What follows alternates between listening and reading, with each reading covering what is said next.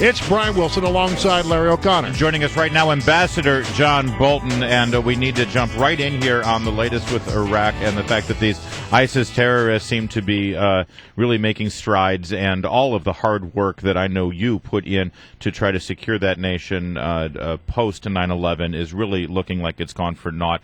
Ambassador Bolton, what can we do at this point? I know your opinion that we bugged out of that nation in a very irresponsible way, and that's left all of our efforts exposed. But now what? Well, I think that's obviously the key question. It's not a case of what our interests were 5 years ago or 10 years ago. It's what they are today. And look, the ISIS terrorists have absolutely nothing to recommend them. That they are an offshoot of al-Qaeda that may even be worse than al-Qaeda. But let's keep our eye on the ball here, and the real threat in the Middle East remains Iran. Because of its nuclear weapons program and its support for terrorists, from Hamas to Hezbollah to the radical Shiites in Iraq and even to Taliban in Afghanistan. So at this point, I would let the al-Maliki regime, which to me is little more than a satellite of Tehran, I'd let them fight it out with ISIS in hopes, as Henry Kissinger once said about the Iran-Iraq War in the 1980s, that both sides could lose. I don't want to strengthen al-Maliki. I don't want to preserve his regime in power. I note this morning the Wall Street Journal is saying that Obama wants a new regime to replace al-Maliki. This is a historical moment, by the way.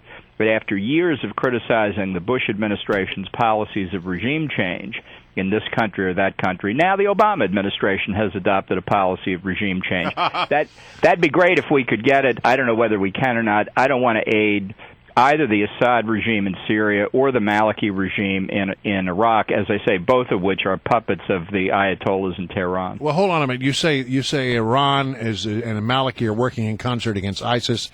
Is this one of those cases where the enemy of our enemy is our friend? No, I don't think so. I think this is a case, again, to quote Kissinger, both sides should lose. Yeah. I do think some of the statements we're seeing about how well ISIS is doing are overstated. They have taken over, and I'm oversimplifying somewhat, but they've taken over basically the Sunni portions of Iraq outside of Baghdad. Now, the Sunni Arabs only constitute 20% of the population. The other, the 20% Kurds, 60% Shiite Arabs. So they're using the legitimate discontent, I think, of the Sunni tribes against al-Maliki to try and separate that part of the country away. I think we are approaching disintegration in Iraq, which is what Joe Biden wanted some years ago. I don't know whether we should want it or not, but I think we're going to get it whether we like it or not. All right, so you got a lot of oil wealth in that nation. Who will ultimately control that wealth? Well, I think under al-Maliki, Iran has had an incredible influence over what Iraq does. I think one of the ways Iran has made hash of the Obama administration's sanctions is they've been sending oil out from Iraq as Iraqi oil, or they've been selling oil into Iraq for domestic consumption and benefiting from increased Iraqi exports. So as I say, I don't think you can look at the al-Maliki government and say, that's the government of Iraq. I think you look at the al-Maliki government and say, that's Tehran's agent in Iraq. Ambassador John Bolton is our guest. We're talking about the current situation in Iraq. And I think that I'm sure you saw former Vice President Dick Cheney and Liz Cheney's op-ed in the Wall Street Journal yesterday that had some very harsh criticisms of President Obama's handling of this. And I assume that you agreed with much of the content of that article, yes? No, I thought it was an excellent analysis and summed up much of what's been wrong with the Obama policy for the past 5.5 years. And so, meanwhile, I would love for your reaction on this, because we saw an explosion in the media yesterday of liberals saying Dick Cheney is the one who started this mess in Iraq. Dick Cheney has been wrong about so many things. Who is he to even have an opinion on this? And I'm sure they have similar words for you, Ambassador Bolton. I mean, what do you think of this? What's your reaction to the idea that because of your involvement in the Iraq War and during the Bush administration, you have no basis for any opinion today? Well, I actually had very little involvement in the Iraq War, as I explained in my book back in 2007. But leaving that point aside, the liberal attack on Cheney and Paul Wolfowitz, Bill Kristol, myself, anybody else, demonstrates, I think, why they don't have the intellectual capability to engage in serious debate to begin with. It's an ad hominem attack.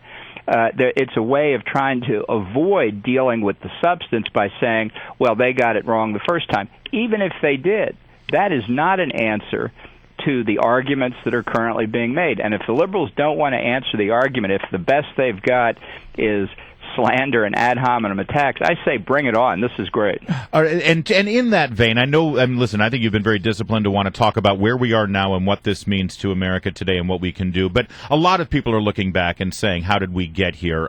Hillary Clinton has been challenged on her role in the breakdown of discussions over the U.S.-Iraq Status of Forces Agreement and the fact that we were not able to reach a conclusion. She says, well, listen, if you can't get them to agree, you can't get them to agree. What are you going to do? It's not like you can force them to agree with you.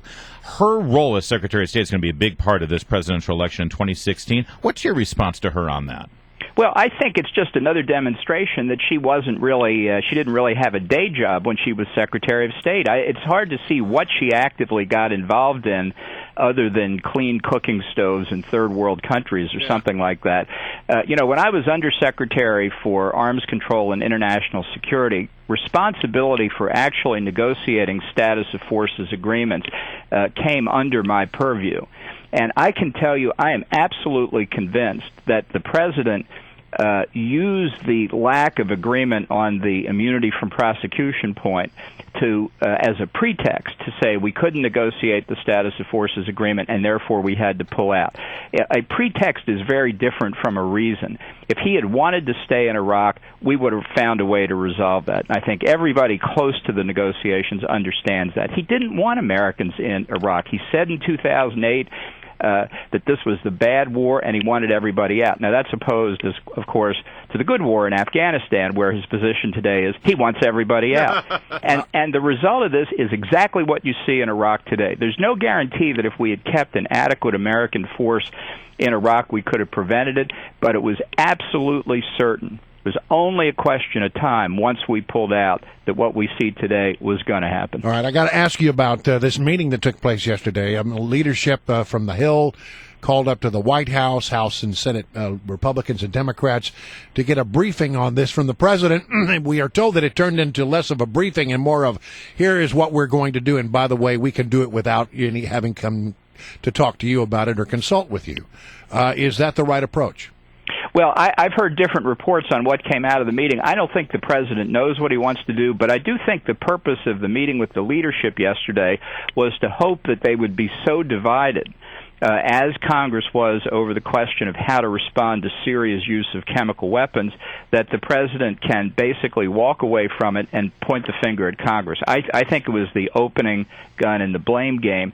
I don't think the president's going to do anything serious on the crisis in Iraq. I don't think he knows what to do. I don't think fundamentally he cares about it. Iraq, I thought we were done with Iraq. I want to get back to fundamentally transforming the country, which is what I said was my priority in 2008. The president does not give enough priority to national security issues, and it's one of the reasons he is the most radical president in our history. Ambassador John Bolton, always great to have you, especially in a news cycle like this. Thank you so much for joining us today. Thank you.